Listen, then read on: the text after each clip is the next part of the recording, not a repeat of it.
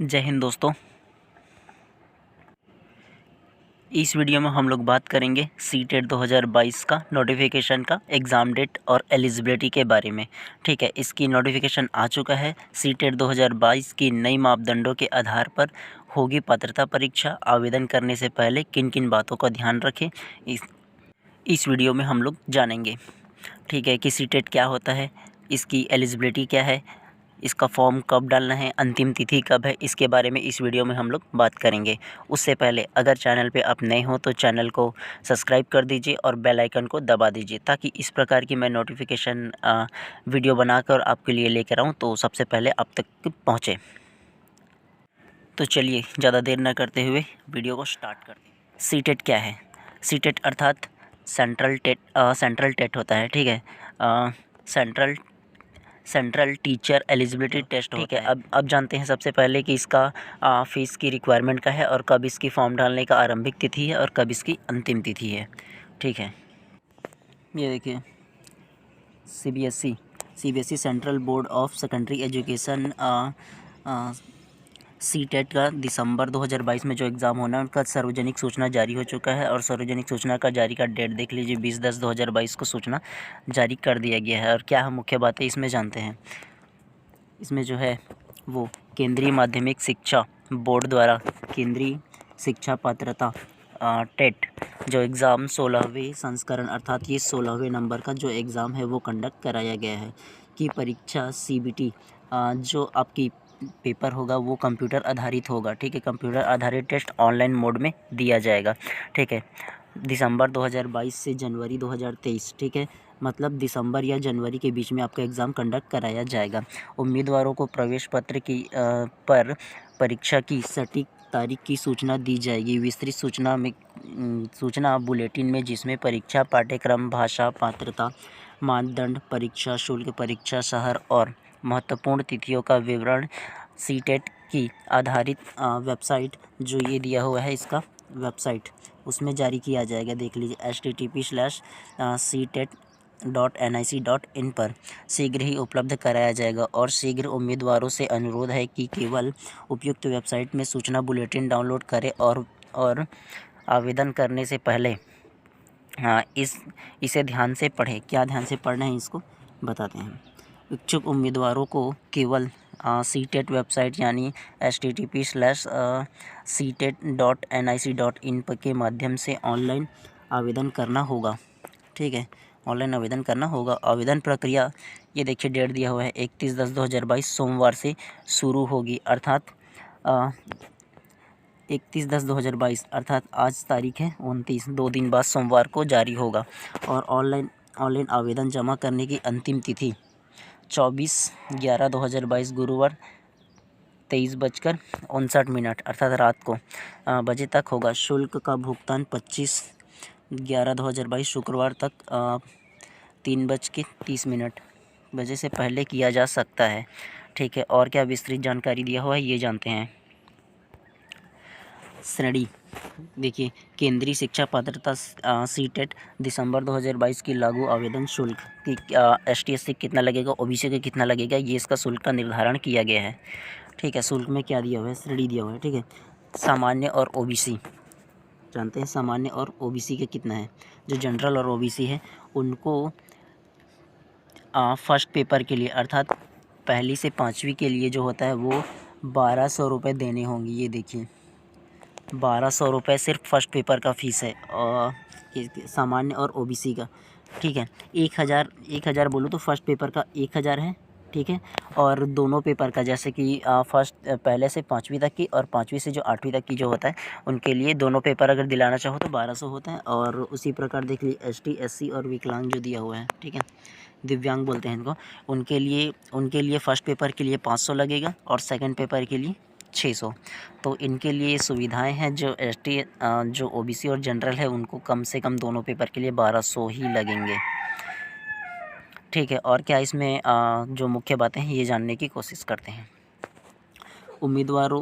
उम्मीदवार यह भी ध्यान रखें कि परीक्षा शहर में क्षमता की उपलब्धता के अनुसार उनके परीक्षा के शहर का विकल्प केवल ऑनलाइन आवेदन भरते समय। ये देखिए, मुख्य बातें क्या कहा गया है, पहले आओ पहले पाओ।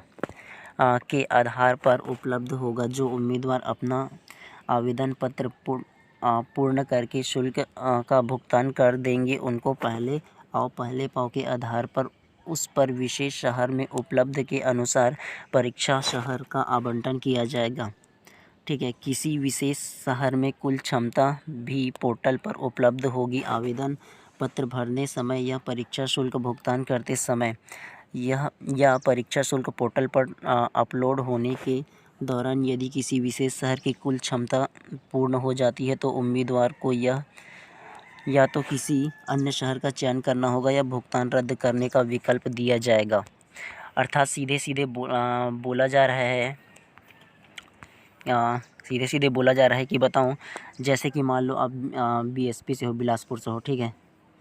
आप जैसे कि बिलासपुर से हो, उसमें सीट क्षमता कम से कम 1000 होगा, ठीक है, 1000 होगा। अगर मान के चलो आप जो डेट के इंतज़ार करते हो कि लास्ट डेट में भरूंगा बोल के, अगर ये 1000 लोगों का बीएसपी में बिलासपुर में कोटा फुल हो जाएगा, ठीक है, सीट फुल हो जाएगा, तो आपको वहाँ बैठने की जगह नहीं मिलेगा, चाहे आप कितना भी आप रिक्वेस्ट कर लो, ठीक है, नहीं मिलेगा। यदि आप फॉर्म भरने के बाद रिटर्न करना चाहते हो तो फ़ीस भी रिटर्न हो जाएगा। लेकिन ये है कि जब डेट आरंभ होगा तो आपको अगर आपके नज़दीकी शहर में आपको परीक्षा केंद्र चाहिए तो आपको चाहिए कि फॉर्म आप जल्दी डालें। यह सीधे यह बोलना चाह रहे हैं, ठीक है। और क्या कहा गया है जानते हैं।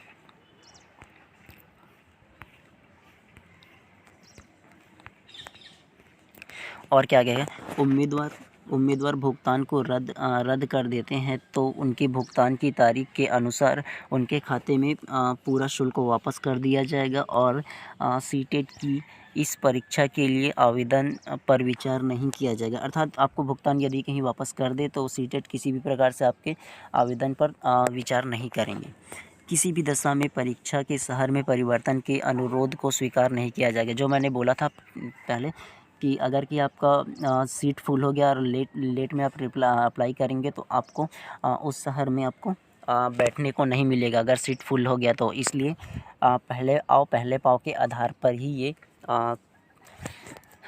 परीक्षा केंद्र जारी किया गया है, ठीक है। उम्मीदवार कृपया यह भी ध्यान रखें कि ऑनलाइन आवेदन भरने के समय किसी विशेष शहर में, ठीक है, कुल क्षमता पूर्ण हो जाती है तो उम्मीदवार को उस विशेष शहर में परीक्षा केंद्र के आवंटन के लिए दावा करने का कोई अधिकार नहीं और बोर्ड इसके लिए जिम्मेदार नहीं है। अतः आवेदक को सलाह दी जाती है कि अंतिम तिथि की प्रक्रिया बिना आवेदन प्रक्रिया तत्काल पूर्ण करें।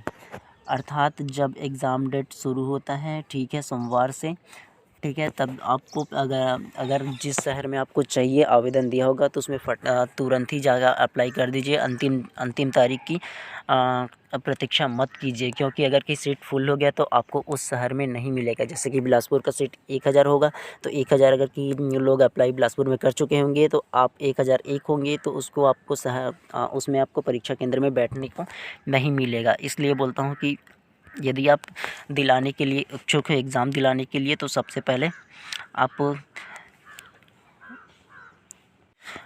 ऑनलाइन एप्लीकेशन डाल दीजिए। अब सबसे पहले ये जानते हैं कि इस सीटेट एग्ज़ाम को कौन कौन लोग दिला सकते हैं, कौन से नियम में परिवर्तन हुआ है, ठीक है। तो देखिए सीबीएसई द्वारा इस बार सीटेट परीक्षा के पात्रता मापदंडों में कुछ बड़े बदलाव किए गए हैं। जैसे कि आप जानते हैं कि पहले सीटेट परीक्षा के लिए केवल वे अभ्यर्थी ही आवेदन कर सकते थे जिन्होंने अपना टीचिंग कोर्स पूरा कर लिया। अर्थात बीएड डीएड में जो लोग पूरा कर लिया है, जो सेकंड सेमेस्टर या द्वितीय वर्ष को पूर्ण कर लिया, सिर्फ केवल वही विद्यार्थी पहले इस एग्ज़ाम को दे सकते थे। लेकिन इन नियमों में बदलाव किया गया है, ठीक है। क्या बदलाव किया गया है देखिए, परंतु अब इन नियमों में बदलाव कर दिया गया है जिसके अनुसार अब टीचर ट्रेनिंग कोर्स में प्रवेश लेने वाले कोई भी अभ्यर्थी, देखिए क्या बोला गया है, कोई भी अभ्यर्थी सीटेट परीक्षा में शामिल हो सकते हैं, चाहे वो प्रथम वर्ष हो, प्रथम सेमेस्टर में हो। अर्थात अगर कहीं आप बीएड या डीएड में प्रथम सेमेस्टर में होंगे या प्रथम वर्ष में होंगे या एडमिशन ले चुके होंगे तो आप इस एग्ज़ाम को दिला सकते हैं। अगर आप इसमें पास हो जाते हैं तो ये आप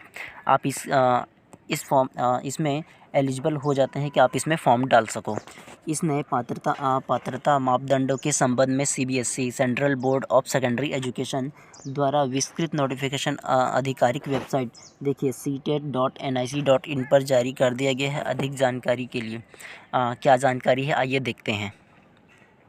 और एक महत्वपूर्ण बात, आवेदन करने से पहले किन किन बातों को ध्यान रखना चाहिए, ये भी CBSE ने जारी कर दिया गया है कि किन किन बातों को हमें ध्यान रखने चाहिए।